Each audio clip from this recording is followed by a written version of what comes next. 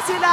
Seconds and then there's another one. Pero ngayon conceal for Rene J. Flaker! Mahuhuli nila doon si Nats Entertainment. Hindi na yata siya makakapag-provide ng entertainment kasi siya ang unang babagsak. Light! Sinubukan doon ni Light na mag-unstoppable force pero yung unstoppable force niya ang siyang matutuldukan. Ang ganda ng pagkakapwesto coming from Irad pero namataan yata siya ng Aurora.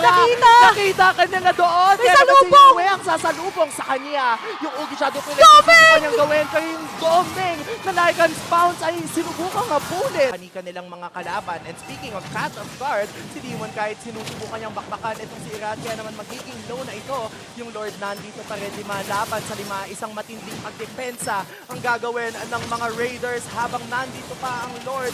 8.2k gold Edward! nila pero may nawalis doon si Edward. Yung penalty zone kumunit na sa liba. Kaya naman isa-isa na lang sinusubukan pabagsakin naman kung muna ng Aurora MLBD pero hindi yata enough yung damage output kasi naman the lights are too